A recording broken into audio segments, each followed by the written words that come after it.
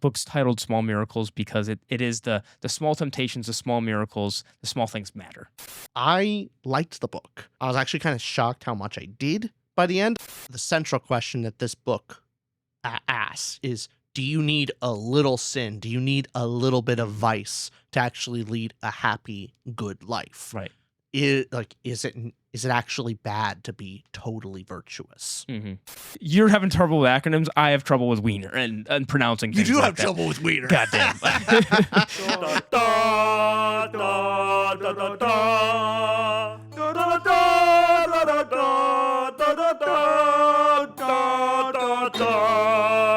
Welcome everyone to the Tutor Round podcast. My name is Richard. My name is, what's my name, Rich? What is it?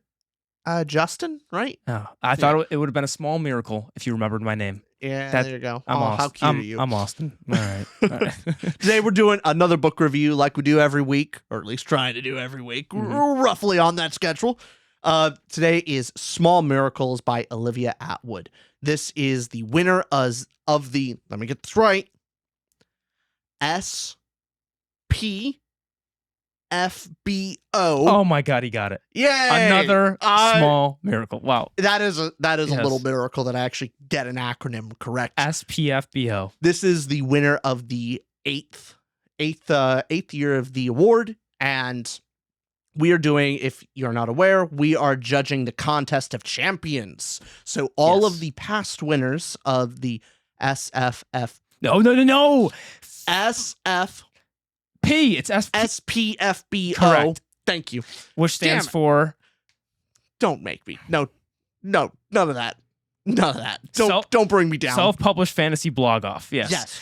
And so it's self-published indie books. Yep. We're judging all the best books. Mm-hmm. Which is the best of the best. And so this being one of the winners, we are ranking these books to see which one comes out on top. Mm-hmm. This book, if we're going to be talking about it for next 10, 15 minutes-ish, spoiler-free. See if you were interested in reading this book, whether you should or not. And then we're going to go right into spoilers, all the little juicy details of what we really didn't like and what we did like about it. Absolutely. And yeah, since this one, it was number 8 in the competition. The competition's been going on for 10 years. So this was the winner in 2022. It was the wiener. The wiener in 2022. I see you're having trouble with acronyms. I have trouble with wiener and pronouncing things. You do like have that. trouble with wiener. Goddamn. So I want that clip. No. I want that as a sound bite. Let's not do that. We have a little soundboard. I could just play that at any time. We should make a soundboard of funny things, though. That would be fun. But this book is by the author Olivia Attwater, and I got it wrong. Sorry, not Attwood. Attwater. Oh, did you say Attwood? I did say Attwood. Yeah, it's Olivia Attwater, and it's a cozy fantasy reminiscent and inspired by Good Omens. So if you've read anything by Sir Terry Pratchett as well, that kind of Discworld vibe, and we'll talk about, hey, quality is as good as Discworld book. That's another conversation, but that is the similar vein, and that is the genre, subgenre, and category it's going for. And Small Miracles, Rich, do you want to give a little bit of a plot intrigue, the inciting incident of what is the book about? Yeah, so basically you're following a minor fallen angel called Gadriel, not Gabriel, Gadriel, the fallen angel of minor temptations. This angel goes around tempting mortals into eating one more piece of chocolate, just one more.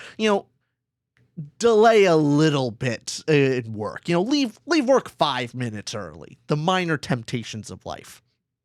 And one day, her friend Angel, I'm gonna butcher this name. I have no idea how to pronounce it, but I think it's fair. It's a hard word. Barachiel is the other angel. Did I get it right? Barachiel? Yeah, Barachiel? That's how I said it in my head. Yeah. Fair enough. Anyway, Barachiel I could be wrong. Is pulling in a favor.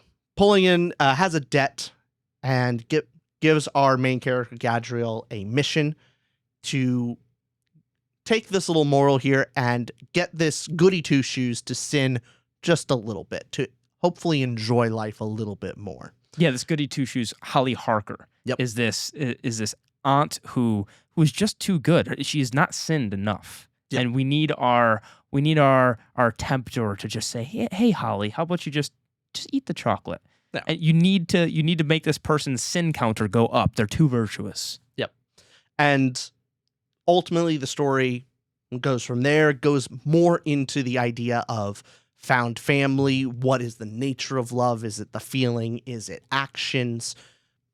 All of these great stuff. That's what it's about. Spoiler-free thoughts about the book itself. I liked the book. I was actually kind of shocked how much I did by the end. I think overall my spoiler-free rating is a 3.5. The rest of my scores can be seen here if you want to see the rest of them. And for Austin, what did you think of the book? I gave it a 2.25. Really disappointing, but it's a me problem with this book. My general thoughts for this is I will recommend this book to people, but it's not a book for me.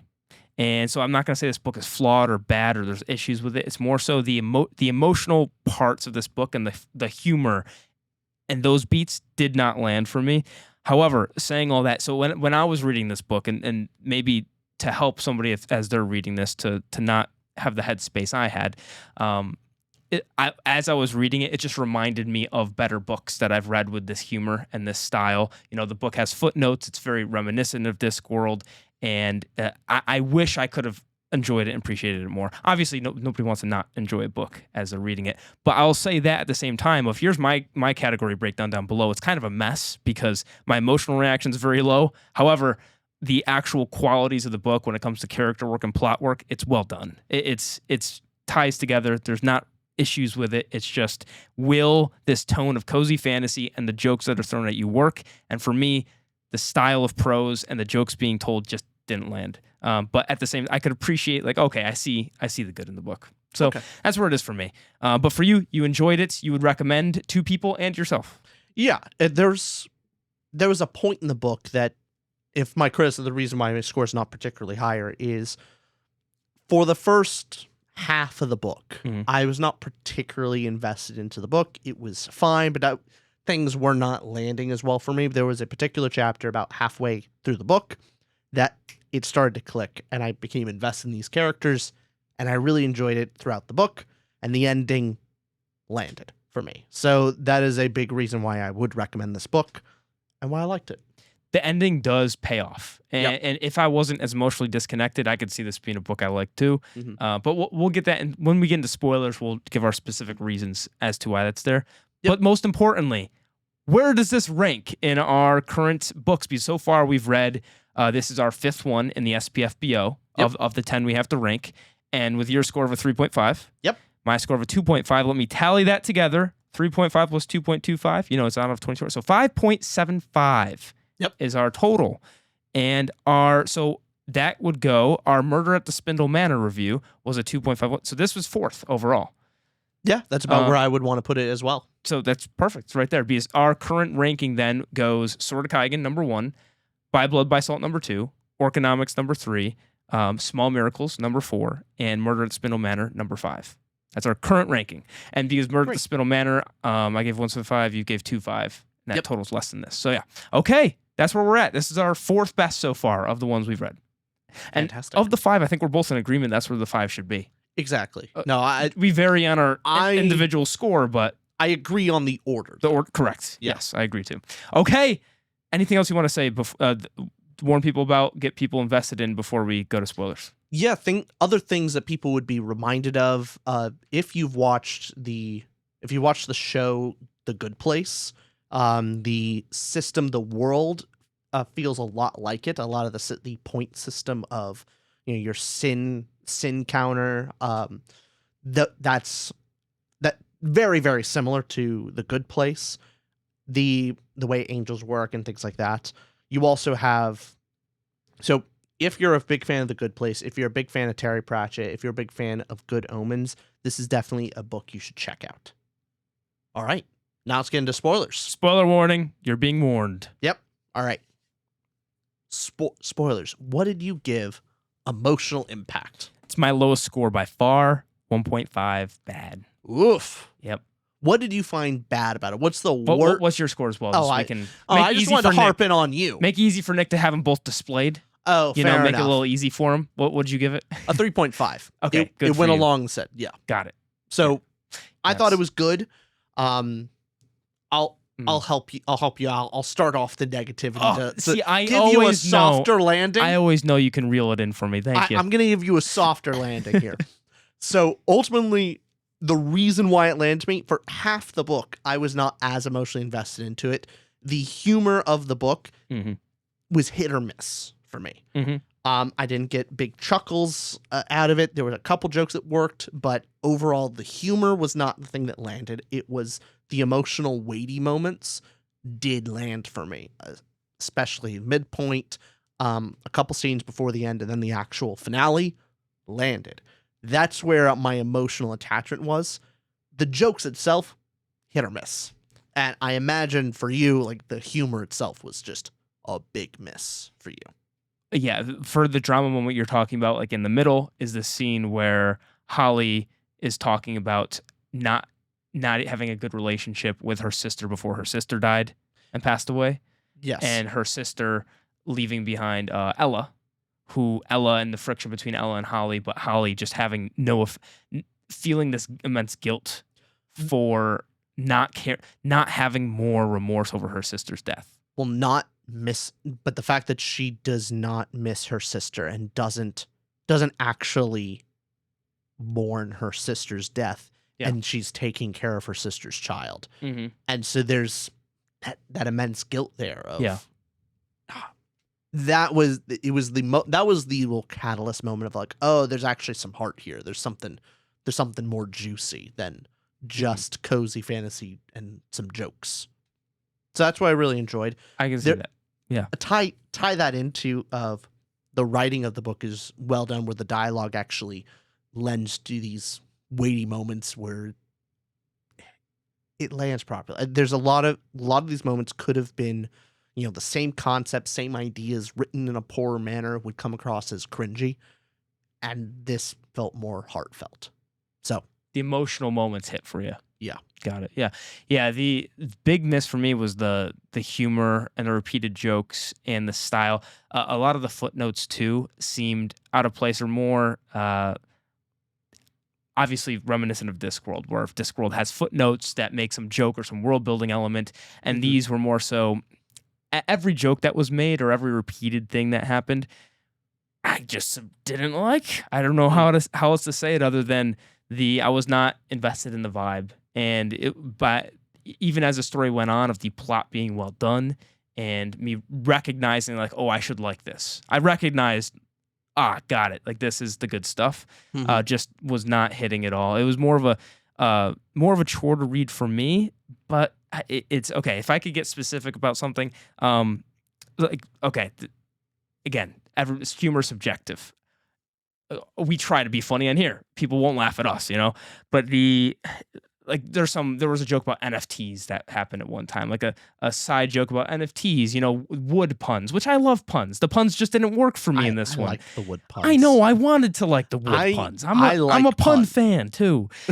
So I was so disappointed, going like, dang, it's just, maybe this was part of it because I didn't know, I guess I know I'm not the target audience for this, but as the book was being told to me, it felt like it was trying to tackle two audiences, and I couldn't decide which one to put my headspace in. Of, do I put my headspace more in like the kids kind of style and thought, like the rebellious teenager school and that kind of vibe of, like, I don't know, I'm thinking like a classic 80s film, like a Ferris Bueller's Day. Do I put myself in the head of the kid or the head of, a protagonist, Gadriel and Holly? And so it felt like we were dealing with adult issues and coming of age issues. And I never knew like which style of humor is it going for. Like they would make the joke of instead of bitch, called birch, talking about the wood puns. I could never figure out like, all right, do I get in which headspace should I be in right now? And so the jokes weren't landing for me exactly. So I didn't know whether to be like, oh, is that not age appropriate, but is this, I never knew what vibe to kind of check in with. I was getting a little bit knee jerked of like, who should I be right now? Interesting. And well, I'm me being Austin and reading the book, going like, it's not hitting for me. I was just trying to see, who is this for, so I can like appreciate it more.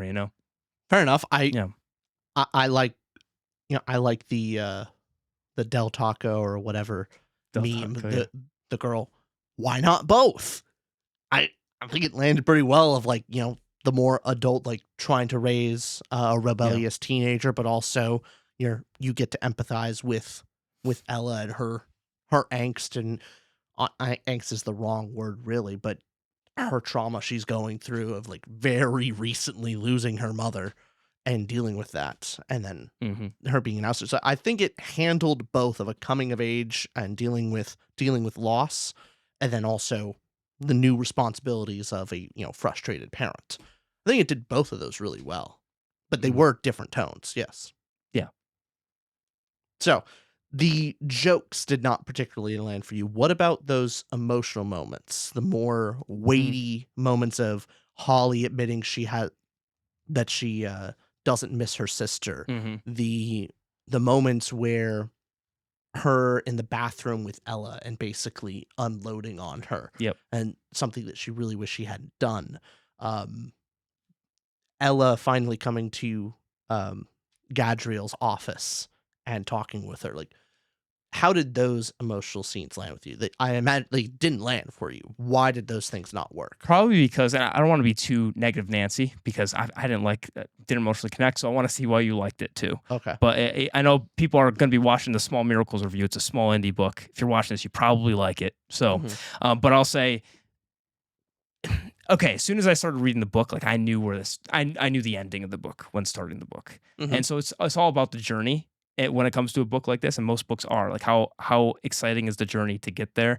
And I recognize too much of, like I was saying in the spoiler-free review of the Discworld-esque books, of it kept reminding me of things that I like better than what I'm currently reading. So whether it was the humor that I'm just going, it's a lesser, it's a less humorous version of Discworld books I like, or whether it's talking about, when we'll get into the themes, which I appreciate, or any of those plot beats, those emotional depth moments, it reminds me of all the coming of age films and books that I love.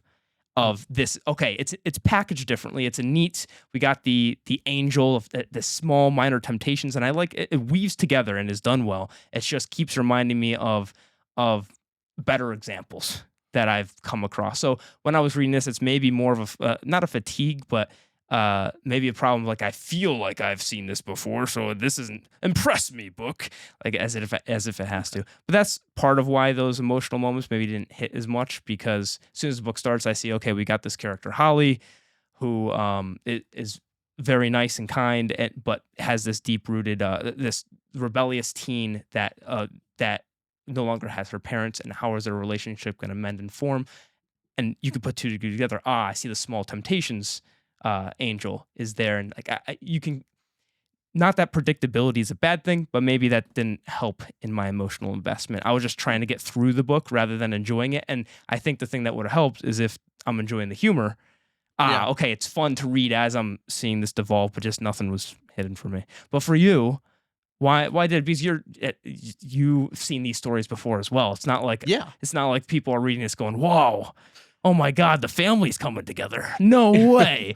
So tell me why those scenes hit, and what particular scenes nothing hit. In here is particularly new. You're right. Where I would even agree with you if I was to compare the footnote style humor in here compared to Discworld. I think Discworld lands them better. But just compare, like, the fact that I have seen stuff like this before did not and better examples, you're right, didn't particularly bother me. That's good. I think especially mainly because I started locking in with the characters at a certain point, and I was there for them, and they carried me through. Even if the plot, the structure, the humor was maybe not my favorite ever, it still landed. But I think that's the main key, because about half of the book, I'm probably with you, of like going, it just wasn't landing. And then it did. That's good. Yeah, because as we were getting repeated jokes and things that were coming back, I appreciated how it tied together in the plot. So the chocolate stealing from the fridge, for example.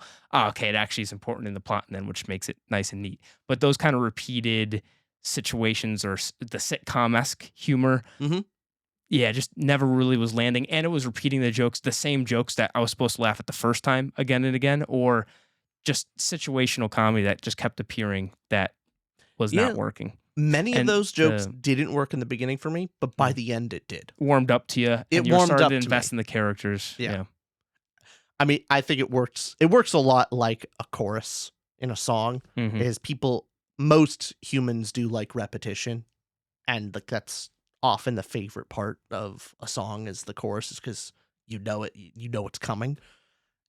And I think that sometimes it doesn't always work, of course, in a story, but this time it did for me. Good. Yeah. Even if the first couple times, like the angels wearing genders as a skin suit and like as they wear clothes, first couple times didn't really land for me. Of like, I thought it was like, first was like, that kind of makes sense. You know, the angels, I get it. But it wasn't particularly funny. At a certain point, it became funny for me. You say something enough times. You say something enough times, you beat me over the head with the joke. It got through. Gotcha. That's all. Yeah, it worked.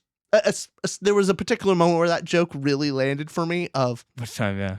when Gadriel saw Mrs. Wood, the third calamity, and trying to get out of the conversation they're walking. He's like, we're both women here. I better go change, and trying to get out of it. I was like, that's funny. Trying to use the we're matching and we shouldn't be matching. That worked. Yeah. I got a chuckle. But okay. Yeah, that definitely didn't work for me. The first time the joke was told, I was like, I see. It's like, okay, it's like clothes. Got it. That's the joke. All right, there it is again. There it is again. Yeah, I understand. It's a joke repetitive. It's very repetitive. Yeah, I'm going like, all right. Like it's mentioned like a lot, and then there's other jokes like the chocolate thing, and others that are just throughout that just when it's not landing the first time and it gets repeated. And also, this is unfair to say too, because like how can you compare to Discworld or Terry Pratchett? But all the stuff is very one layer deep of it's just the in your face, like either it's a funny thing or not. Is it doing multiple things at once? Is it both humorous, moving forward the plot, doing all these interesting, but it's really just kind of the face value. Kind of humor. So again, sorry, it just didn't work for me. That's it. But we can talk more substantive about the other stuff. But which want to get into thought-provokingness? Thought-provoking nature. What did you give it? 3 stars. 3 stars. Neutral? Yeah. I gave it 3.75. I think it's really good. That makes sense. Yeah. Yeah, especially with these things, this is a very difficult subject to get, and that how it was landed was really well done.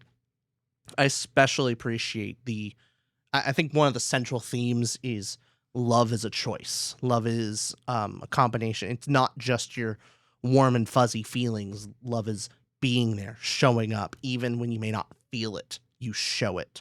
And how that's landed in this story I really appreciated the moment where Gadriel is not even using the angel magic to really get to Ella. Just all she has to do is show her the cupcake.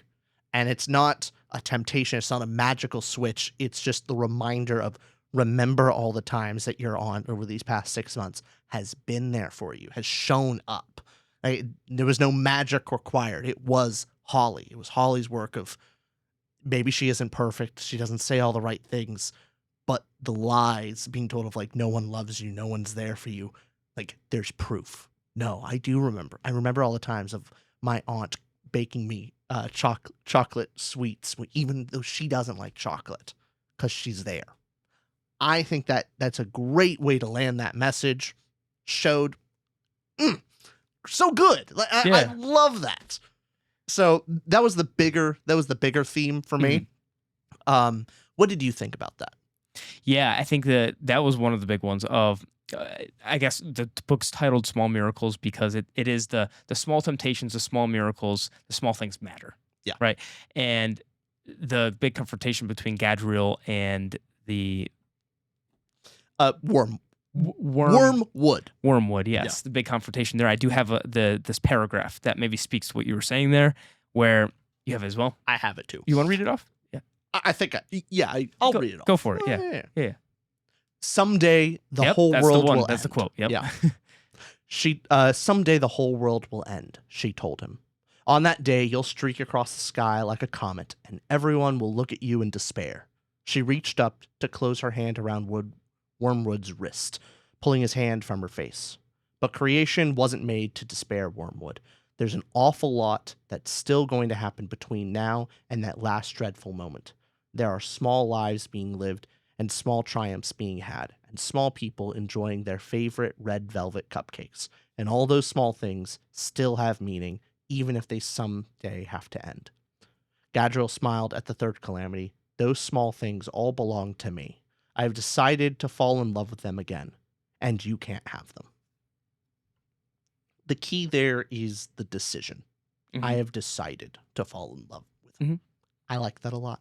Yeah, and it's about those small things mattering, and Mhm. Gadriel realizing that again, and being able to be with human, even though the humans aren't going to be there forever. Yep. It's worth it.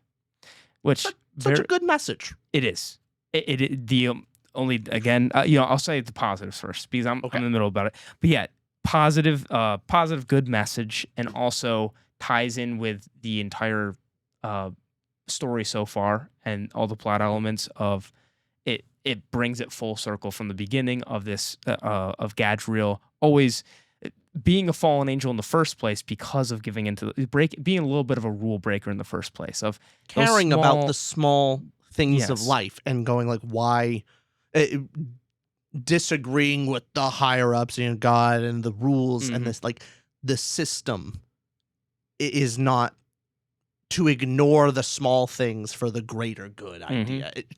Heavily disagreeing with that, saying, hey, these small details matter. A little bit of chocolate at the end of the day actually does matter. Why is this a sin? Yeah. Things like that. And Right. yeah, the fact that that's tied together from the beginning is really well done. Yes, and you have the little bit of rule breaking, the rebellious teen who then turns around and is actually dealing with her mother's grief, or sorry, with her mother's death and grieving over that. So there's a lot to appreciate there. Yeah. Mhm. No. There's, Yeah. I want to say, like, I think that's the principal theme of this book. Mhm. What do you think what else additional aspects of this book does this book go into? Maybe it's comparing what is a vice and what is actually sinful, what is Yeah. actually virtuous, and touches on that a little bit of what should you be docked half a point for. And I think that the central question that this book asks is, do you need a little sin? Do you need a little bit of vice to actually lead a happy, good life? Right. Is it actually bad to be totally virtuous? Mm-hmm. What do you think of that idea? Yeah, no, I saw that too, and that's definitely seen through Holly the most of all, because Holly's the one that is quote unquote corrupted, but giving these temptations. Actually, the big theme that I appreciated too was how Gadriel, like you're saying, Gadriel is teaching Holly how to tempt her niece in the first place with music. Yeah. And using this of, hey, you have to use this temptation, use this to your advantage so you can build a relationship with your niece. So it's using that tool of the small vices, the small temptations to, is that means wrong in the first place, but justifying the end. Mhm. That, hey, build a relationship through these small temptations. That's where I saw it come through the most, through Holly's point of view of that character being a vessel for that message of it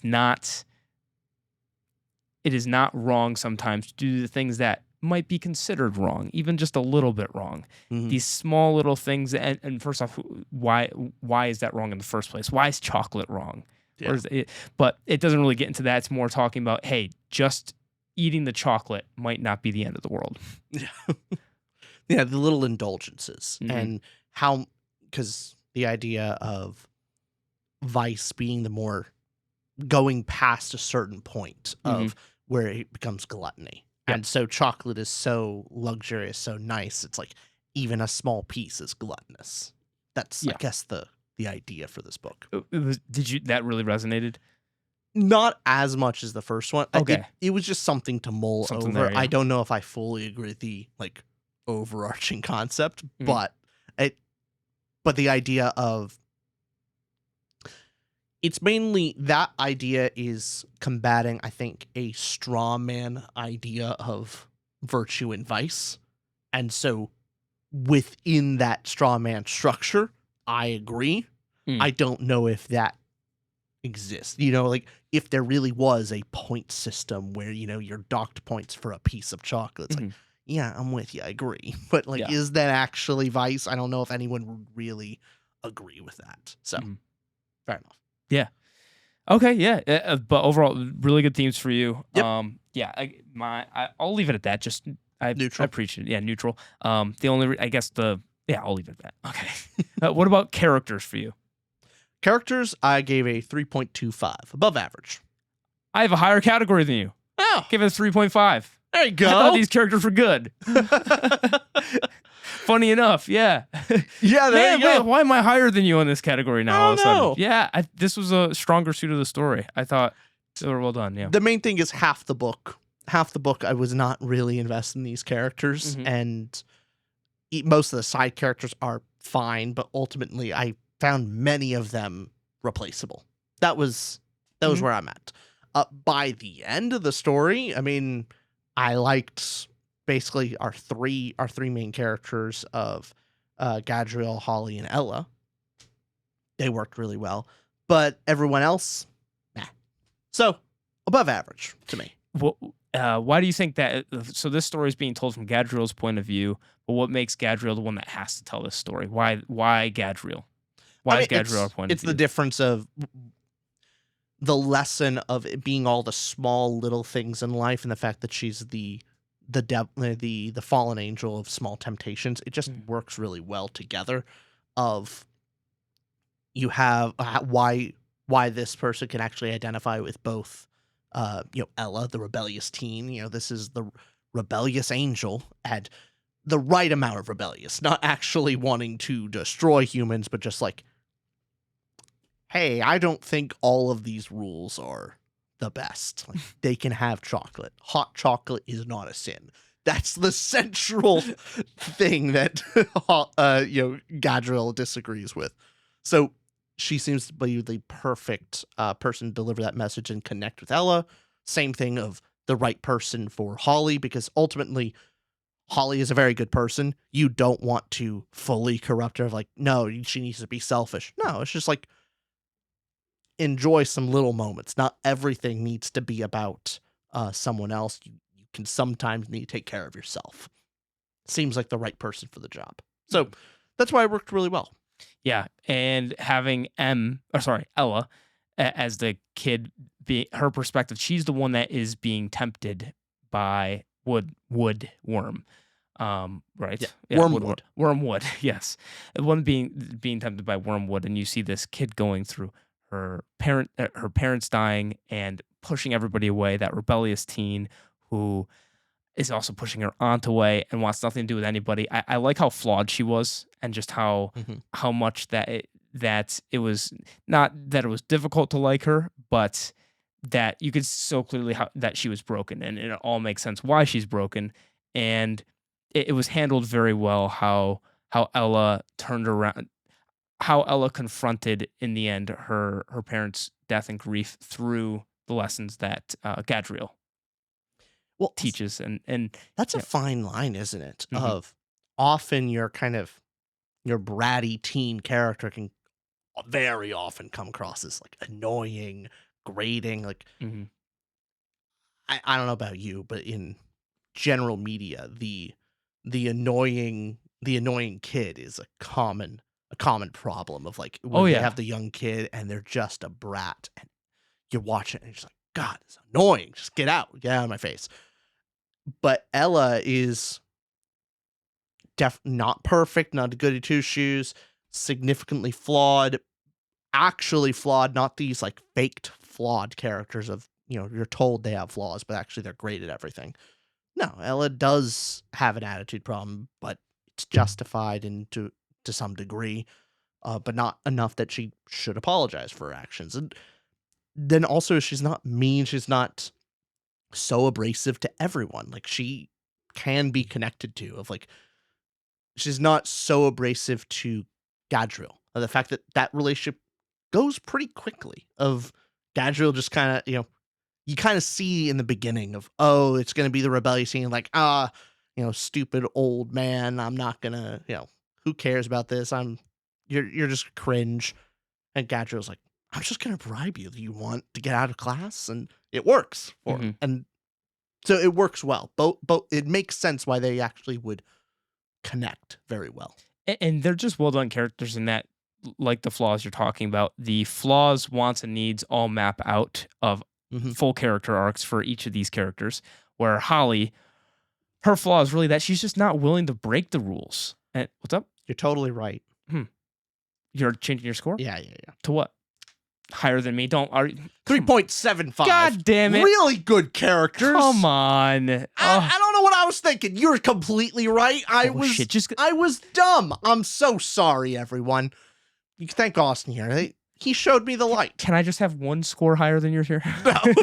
But yeah, why they're so well done is they have their full complete character arcs. Like, for example, Holly's character arc is she is not willing to break the rules. And she needs to break the rules in order to build that relationship with Ella. And again, who teaches that? We talked about the stop provoking, but Gadriel teaches her that. So each person has their flaw that literally inhibits them from from getting their goal. It's like textbook. That's how to write a good character. Okay, flaw is for Holly is you're not willing to break the rules. You want relationship with your niece. How do you do that? Well, you need to learn lesson. Here's the. But it's not just the lesson, like by the end of it, that there's the thing that Holly actually does need to learn, but ultimately Holly has been doing the right thing. It isn't that she's been doing everything wrong. She actually has been doing a lot right. That's what I really enjoyed about it. It wasn't the sudden change that really pushed Ella to connect with her. She's a great person. Her remembering and her being reminded of like, no, actually, like, despite, Holly being awkward, she has been there for me this entire time. I loved that. It's not like Holly is completely flawed. Oh, you need to come across a different approach. No, she has been doing a lot of good. I like that. Well, that's not part of her flaw. Exactly. Yeah, I'm glad it's not all flawed, because I find that she's a good person. Yeah, she is a good person, and part of the lesson is like just Ella realizing that. Yes. So, and again, you just needed a small little thing, small adjustment. And that's how the relationships form. That's it. So that was pretty great. And yeah, we had our side characters like Millie, and the friend was Beatrix. Yeah. You have the social media mom. That was a hit or miss. I mean, overall as a character, cringe, which is supposed to be the mom did not land as much for me. Of like, but you do understand, like, this is why I'm trying to be objective possible. These characters I'm saying are straight up good. Yeah. Like when I'm talking about any of the humor between the characters, like again, the social media stuff, nope. Yeah. But it's fine. It's fine. Like I get it. I get that some people would find stuff like that funny, just didn't land for me. However, served the role and the plot and everything. So sure. You have Barry, the other angel,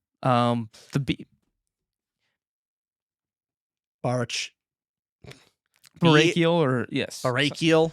The other angel. The other angel, yeah. Thoughts. And our villain as well. Thoughts on the villain. Barakiel, like, it's fine. You don't have enough time with them to actually get to know really anything about them. They're just good. They're a little bit they feel like a little bit mischievous. They're on the side of the good. They're on the side of the good angels, but clearly likes teasing Gadriel. And so it's fine. Yeah. I don't have, there's not much to say about him. The book does get right though, the main trio. The important relationship, the aunt, the niece, and Gadriel, protagonist. Yeah. Did you want to go into plot? Let's go on to it. What did you give it out of 5 stars? I did initially give it a little lower score. What'd you give it? I would like to update. What was that score that you gave it? The low score. The low score is 3.25. I would have had higher. I give it a 3.5. Good. And you're going to change it, aren't you? I am. To what? Not super high, but 3.5. Okay, we're going to get, I am matching you of like the reason I'm not going higher, and I do have mostly praises.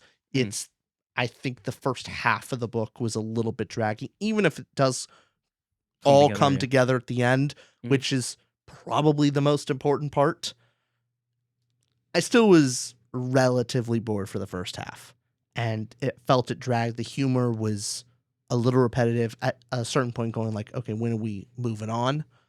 But again, that's why I won't go beyond good, but the ending is significantly better, and I'm really glad I read it. So everything tied together, no loose threads. Yeah, it's really good. The A plot that's going on here, is the micro one, the small stakes, again, quote unquote small stakes, the family drama. And then you have your B plot with the end of the world. Kinda. Yeah. the calamity, the third calamity, right? Somewhat. Somewhat. But then you have so these two plot threads going on, and they both connect very well. We have a lot of good Chekhov guns of anything that we saw throughout the book was brought together and culminated in the end. So the one bit was the chocolate, for example, of the chocolate in the fridge being taken constantly by Gadriel, and always taking it from Mrs. I forget her name exactly, but always taking it from the Mrs. And she pulls her students of, hey, bonus question, what would you do if somebody's stealing your chocolate candy? And the smart guy, his name started with a J, but says, oh, what if O'Neill? What if you poisoned it? She goes, let's not do that. But what if you put like hot ghost peppers in it? Ah, okay. And so then our main character, Gadriel, eats it, ghost peppers. Ah. And then, wouldn't you know, also tempts the third calamity of, you know what, how about you just have some chocolate? That comes full circle of like a little cute gotcha at the end of it all came full circle. That's one of those jokes that was kind of funny at the beginning and then not. Each time it happened, it got funnier. I just love the chocolate, the chocolate one got funny by the end.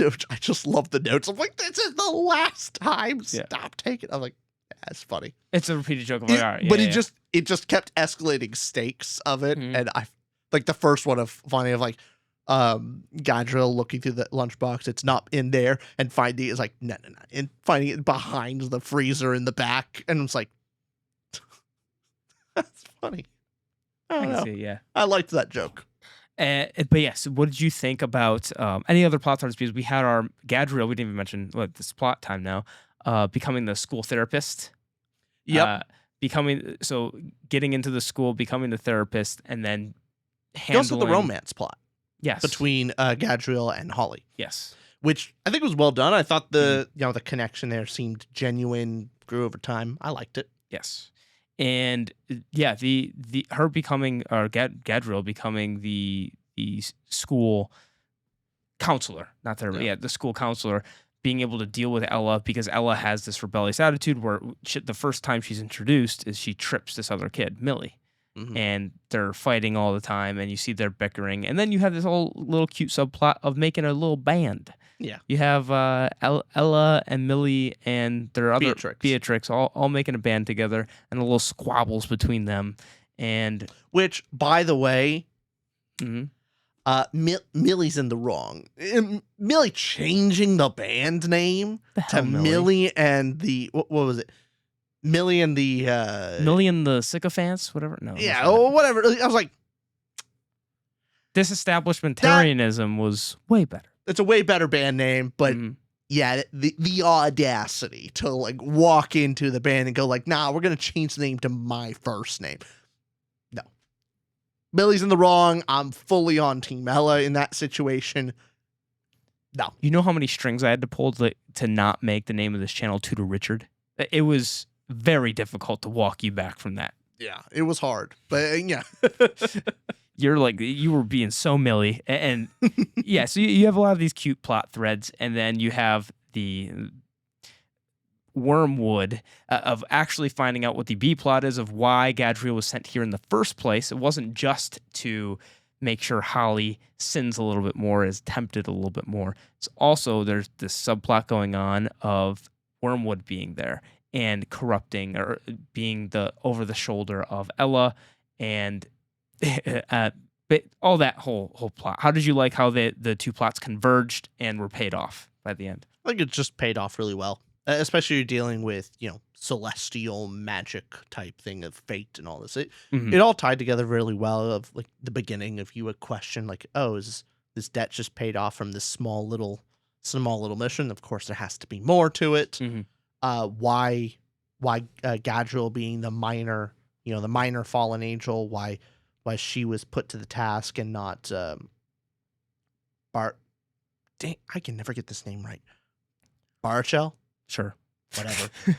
Barakiel, I think. Barakiel. But I also might be mispronouncing it. I'm gonna go with Barakiel. That sounds more accurate. I Sure. have no idea. It's like Gabriel, but Barakiel. I just Yeah. switched the. Barakiel, though, being this more powerful angel and Mhm. not being able to succeed, mainly because Gadriel actually has this connection to humans Mhm. on a deeper level. The fact that she doesn't need to use the powers of temptation, it's just her connection with the child. Yeah. Worked really well. So I like the plot well put together, except That first. Yeah. the first half pacing a little slow, was not really as invested as it should have been. What did you think about the world, Rich? World building out of 5 stars. This is my lowest category Okay. of a 2.75. I gave it a 2.5. Disappointing for me. Yeah, slightly disappointing. I liked some of the elements in here of the inspirations that it's taken from, but overall, I'm not super invested in this world. It doesn't suck me into it. It's very much for the plot's sake, so it's somewhat serviceable. It's serviceable, but a little disappointed me. Yeah. I wanted more. Well, yeah. The plot here, the world building here, you have this school setting, modern setting as well. British school. Mhm. And the little bit of magic and world building elements we get is how do the angels function and what are the sins and virtues, and them kind of being so flippantly open about them being angels, but the humans always rationalizing their way out of them actually being angels. Like, oh yeah, whenever they'd mention the word angel, one of the characters would go like, angel, going, yeah, look, isn't she just such a nice person, an angel? They're very open about being angels in the first place. Just quirky. It's there for the atmosphere. It's world building isn't a feature. I don't think it's just a tacked on layer. It doesn't go that much deeper. But you get, I guess, if there's anything that could have been done better, what would you have done? What would you have wanted more of to make it more immersive? I would have appreciated maybe a bit more details on the whole the sin total and going. So to give an example of comparison, the system of the sin total matrix or whatever it's called. In The Good Place, they have the same thing of any action that a human does will have a point value system, negative, positive, and whether you get into heaven or not is based on that point total. Mhm. However, at least with The Good Place, you go a little bit into why that type of system doesn't seem to function, because that's what this book is trying to get into. Like, this point system is not quite right. Why? And we have the best example of the chocolate one. Well, why? In The Good Place, there's a better example of like someone buying a tomato. Mhm. And via the point system, because human life is so complicated, buying that tomato from, regular grocery store of where was that tomato purchased? That tomato is actually grown overseas, like slave labor, using pesticide groups, support an X group, or whatever have you. Like, just this long chain of minor infractions and things that you are supporting by just buying a tomato. And so it becomes so complicated that no human being could actually live a virtuous life because of all these unintended consequences from the point system. I liked that a lot, and that's gone into more detail. I would have done a bit more of that in this book to get me more invested into particularly why Gadriel actually fell as an angel. Because in this one, I'm like going, okay, I get it, the chocolate thing, but really, that it? Yeah. I would want more. Mhm. Yeah, it seems more there for the quirk. More quirky rather than substantive. Definitely. To get you invested into Yes. the world. And as far as the school went, anything with the setting itself? It's fine, I School, guess. It yeah. was school. Cool. Yeah, that's about it. I don't have much to say about the world, really. If anything, like I kept forgetting it was British. I was like, wait, I didn't know. Yeah. I was like, oh, we're in Britain. We're not in America. But then you have the American social media mom stuff, and I kept jumping back and forth because in my head, Also, a lot of French, and so it's like, and some French stuff. Yeah, that kind of takes you out of like, the British, they banned French people a long time ago. Why is there a French? Yeah, no, I would have expected more pushback. Yeah, of like, what the hell? Someone speaks French and everyone there would be like, get out. You're not allowed. None of that here. Go back across. Okay, what did you give? Anything else for World? No, that was about it. What did you give Prose out of 5 stars? Prose, I thought was good. 3.5. Yeah, I gave it 2.5. Disappointing. Disappointing. Yeah. Makes sense with the overall score, especially the jokes not landing for you. I understand that. To me, the thing I read before of like the final message, I think takes these heavy subjects that could come across as very cringe, handled it with grace and good humor, but let the actual weighty moments sit. I think the prose was actually really well done, along with the dialogue. I was really shocked. I actually really liked the dialogue in this book. So, and that's often that is the number one flag or sticking point that I find with most indie published books, or even if it's traditionally published, someone's first book. Mhm. It's the dialogue that's how I can normally tell that it's either indie or it's a first published book. Mhm. And I thought the dialogue was really well done in this book. I probably wouldn't have been able to tell. I guess the only thing with the dialogue for me was sometimes it was maybe on the nose is the wrong way to put it, but it summarized so much of the not dialogue, so the regular paragraphs, that sometimes like I'd read a paragraph, then read the dialogue, and the dialogue's repeating the information from the narrative itself. So sometimes the dialogue would be repetitive of what we were already just told. So it was like the paragraph happens and you're told this, and the dialogue reconfirms what the information we just got. So it's more so what information are you getting in the dialogue, of that not being not new being information as tight as it could be. It's just being like, okay, paragraph is explaining what's happening, but then also the dialogue saying the same thing. That was the more issue I had with it. Also, jokes didn't land for me, so on the lower side for this one. But otherwise, I liked the character descriptions, even early on, too, of getting the character descriptions of Gadriel and of Holly. And that still, I could see it in my head. The way that Holly was described with this mountain of a nose with freckles on it, and very stuck out with some descriptions, which was neat. I agree. So, that was our small review of Small Miracles.